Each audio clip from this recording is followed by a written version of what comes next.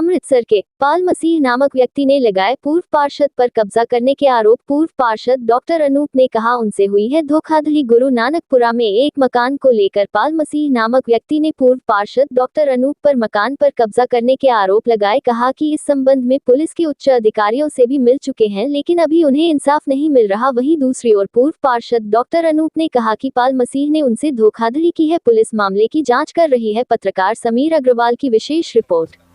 मेरा नाम पॉल सरदार मसीह है जी। ਅਸੀਂ ਬੇਸਿਕਲੀ ਅੰਮ੍ਰਿਤਸਰ ਦੇ ਰਹਿਣ ਵਾਲੇ ਹਾਂ ਤੇ ਸਾਡਾ ਘਰ ਜਿਹੜਾ ਗੁਰੂ ਨਾਨਕਪੁਰਾ ਗਲੀ ਨੰਬਰ 2 ਦੇ ਵਿੱਚ ਹੈ। ਵੈਲ ਕੰਸਟਰਕਟਡ ਸਾਡਾ ਘਰ ਸੀਗਾ ਤੇ ਮੈਂ, ਮੇਰੀ ਬੇਟੀ ਤੇ ਮੇਰੀ ਪਤਨੀ ਅਸੀਂ ਉੱਥੇ ਕਾਫੀ ਦੇਰ ਤੋਂ ਰਹਿ ਰਹੇ ਸੀ।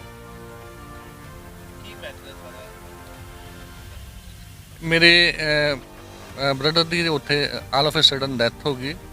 ਮਕਲੋਟਗੰਜ ਗਏ ਅਸੀਂ ਘੁੰਮਣ ਫਿਰਨ ਤੇ ਮੈਂ ਬਹੁਤ ਜ਼ਿਆਦਾ ਡਿਪਰੈਸ਼ਨ 'ਚ ਰਹਿਣ ਲੱਗ ਪਿਆ ਤੇ ਜਦੋਂ ਅਸੀਂ ਵਾਪਸ ਆਏ ਮੈਂ ਮੈਂਟਲੀ ਅਪਸੈਟ ਹੋ ਗਿਆ ਤੇ ਅਸੀਂ ਉੱਥੋਂ ਮੂਵ ਕਰਨਾ ਚਾਹਿਆ। ਅਸੀਂ ਮੂਵ ਕਰਕੇ ਸਾਡੇ ਕੋਲ ਰਿਸ਼ਤੇਦਾਰ ਸੀ ਦੇਹਰਾਦੂਨ, ਅਸੀਂ ਦੇਹਰਾਦੂਨ 'ਚ ਫਿਕਸ ਅਪ ਹੋ ਗਏ।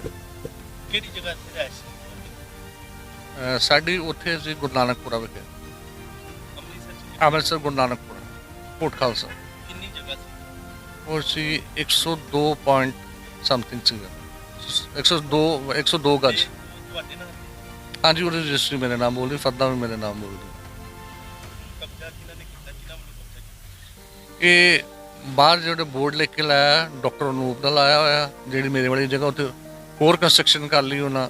ਉਹ ਸਾਡਾ ਜਿਹੜਾ ਘਰ ਨੂੰ ਤੋੜ ਫੋੜ ਕਰਕੇ ਉੱਤੇ ਹੋਰ ਕਮਰੇ ਛੱਤ ਲਏ, ਡਬਲ ਸਟੋਰੀ ਛੱਤ ਲਿਆ। ਬਾਹਰ ਲਿਖ ਕੇ ਲਾਇਆ ਭਾਵਨਾ ਕੌਂਸਲਰ, ਬਲਕਿ ਹੁਣ ਕੌਂਸਲਰ ਨਹੀਂ, ਐਕਸ ਕੌਂਸਲਰ, ਤੇ ਅਨੂਪ ਡਾਕਟਰ ਅਨੂਪ ਕੌਂਸਲਰ, ਬਲਕਿ ਉਹ ਵੀ ਕੌਂਸਲਰ ਹੁਣ ਨਹੀਂ, ਐਕਸ ਸੀ। ਤੇ ਇਹ ਘਰ ਤੁਸੀਂ ਤਾਲੇ ਲਾ ਕੇ ਗਏ ਸੀ? ਅਸੀਂ ਇਸ ਘਰ ਨੂੰ ਤਾਲੇ ਲਾ ਕੇ ਗਏ ਸੀ। ਤੇ ਤੁਹਾਡਾ ਸਮਾਨ ਵਗੈਰਾ ਸਭ ਇਹੋ ਚੁੱਕ ਕੇ ਲੈ ਕੇ ਗਏ। ਸਭ ਹਾਂ, ਸਾਡਾ ਇੱਕ ਸਵਿੰਗ ਸੀਗਾ ਬਾਹਰ, ਝੂਟਾ ਲੱਗਾ ਹੋਇਆ ਸੀ, ਬਾਹਰ ਬਣਾਇਆ ਜਗ੍ਹਾ, ਉਹ ਵੀ ਇਹਨੇ ਲਾ ਕੇ ਲੈ ਗਈ। ਤੇ ਉਹ ਅਗਰ ਜੇ ਤੁਸੀਂ ਵੈਰੀਫਾਈ ਕਰਨਾ ਚਾਹੋਗੇ, ਇਹਨੇ ਆਪਣੀ ਛੱਤ ਦੇ ਉੱਪਰ ਲਗਾਇਆ ਉਹਦਾ। ਕੀ ਹੁਕਮ ਕੀ ਹੈ? ਸਾਨੂੰ ਜਸਟਿਸ ਮਿਲੇ, ਸਾਨੂੰ ਇਨਸਾਫ ਮਿਲੇ ਤੇ ਸਾਡਾ ਘਰ ਜਿਹੜਾ ਸਾਨੂੰ ਵਾਪਸ ਦਿਲਾਇਆ ਜਾਵੇ। ਮੇਰਾ ਨਾਮ ਨੀਲਮ ਹੈ, ਪਾਲ ਮਸੀਹ ਦੀ ਵਾਈਫ ਹੈ।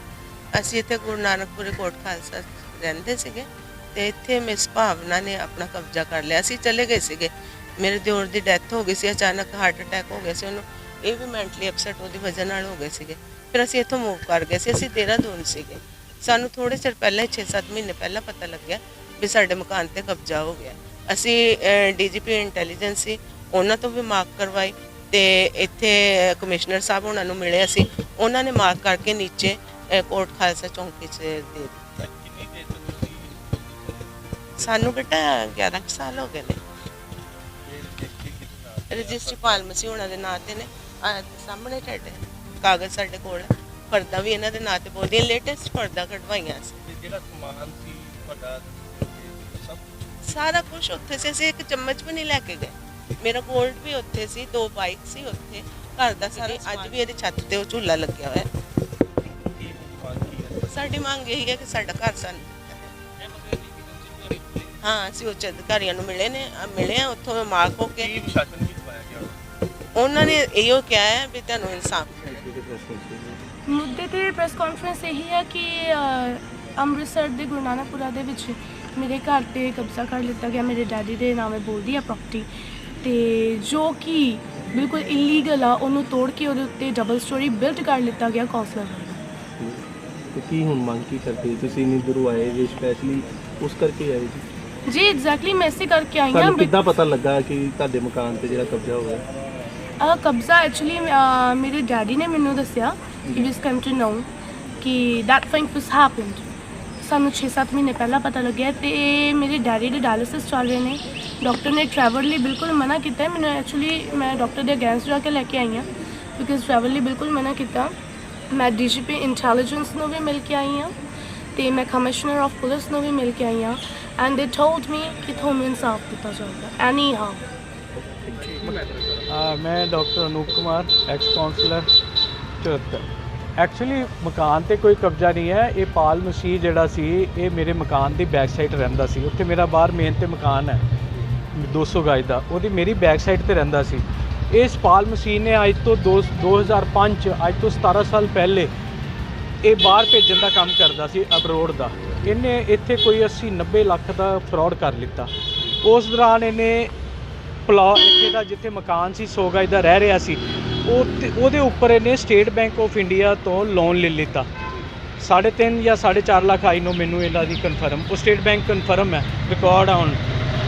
ਇਹਨੇ ਉਸ ਲੋਨ ਦੀ ਕੋਈ ਕਿਸ਼ਤ ਨਹੀਂ ਦਿੱਤੀ, ਠੀਕ ਹੈ। ਔਰ ਇੱਥੋਂ ਇਹ ਲੋਕ ਲਾ ਕੇ ਘਰ ਦਾ ਦੌੜ ਗਏ ਕਿਉਂਕਿ ਲੋਕ ਇਹਨਾਂ ਦੇ ਪਰਚੇ ਕਰਾ ਰਹੇ ਸੀ, ਲੋਕਾਂ ਦੇ ਕੋਲੋਂ ਇਹਨਾਂ ਨੇ ਪੈਸਾ ਲਿਆ ਸੀ ਬਹੁਤ ਜ਼ਿਆਦਾ ਬਾਹਰ ਭੇਜਣ ਦਾ। ਕਈ ਪਾਰਟੀਆਂ ਮੇਰੇ ਕੋਲ ਵੀ ਆਈਆਂ ਮੋਗੇ ਦੀਆਂ, ਅੱਜ ਵੀ ਉਹਨਾਂ ਦੇ ਪਾਸਪੋਰਟ ਮੇਰੇ ਕੋਲ ਪਏ ਆ। ਇਸ ਬੰਦੇ ਨੇ ਲੋਨ ਵਾਪਸ ਨਹੀਂ ਕੀਤਾ, ਬੈਂਕ ਨੇ ਮਕਾਨ ਸੀਲ ਕਰਤਾ ਇਹਦਾ ਵਿਦ ਸਮਾਨ ਅੰਦਰ ਲਗਾਇਆ ਔਰ ਇਹ ਇੱਥੋਂ ਦੌੜ ਗਈ ਪੂਰੀ ਫੈਮਿਲੀ। ਇਹਦੀ ਵਾਈਫ, ਇਹਦਾ ਬੇਟਾ, ਇਹ ਬੇਟਾ ਵੀ, ਇਹ ਪਟਿਆਲੇ ਦੌੜ ਗਏ। 1 ਸਾਲ ਬਾਅਦ ਪਟਿਆਲੇ ਤੋਂ ਇਹਨਾਂ ਦਾ ਮੈਨੂੰ ਫੋਨ ਆ ਰਿਹਾ ਪਾਲ ਮਸੀਹ ਦਾ ਕਿ ਡਾਕਟਰ ਸਾਹਿਬ ਸਾਡਾ ਬੈਂਕ ਨਾਲ ਬੈਠ ਕੇ ਪੈਚ ਅਪ ਕਰਵਾ ਦਿਓ। ਮੈਂ ਕਿਹਾ ਬੈਂਕ ਨੇ ਤੁਹਾਡਾ ਮਕਾਨ ਸੀਲ ਕਰ ਲਿੱਤਾ, ਬੈਂਕ ਨੇ ਵਿਦ ਸਮਾਨ, ਹੁਣ ਤੁਸੀਂ ਪੈਸੇ ਦੋਗੇ ਬੈਂਕ 'ਚ ਤੇ ਬੈਂਕ ਦੀ ਸੀਲਿੰਗ ਖੁੱਲ੍ਹਣੀ, ਅਦਰਵਾਈਜ਼ ਨਹੀਂ। ਪੈਸੇ ਇਹਨਾਂ ਕੋਲ ਹੈ ਨਹੀਂ ਸੀ, ਖਾਕੂ ਗਏ ਸੀ। ਇਹ ਬੈਂਕ 'ਚ ਮੈਂ ਗਿਆ, ਬੈਂਕ ਨੂੰ ਪੁੱਛਿਆ, ਬੈਂਕ ਨੇ ਕੀ ਕੀਤਾ 1 ਸਾਲ ਬਾਅਦ ਇਹਦਾ ਮਕਾਨ ਆਕਸ਼ਨ ਕਰਤਾ, ਵੇਚ ਦਿੱਤਾ। हाँ, an inquiry into the complaint number 210 BC 29 moved by Rio Paul and his father and her father Mr. Sardar Masih has been moved to the Commissioner of Police Amritsar. An inquiry into the complaint is being conducted by ASC Hirasa in accordance with the law. In accordance with the law, all the parties were called, but due to some reasons, all the parties have not appeared before and not before the inquiry officer. No, both the parties have also been called by tomorrow at 11 AM. Then both the parties will be heard. Then will be decided after go through the documentary evidence.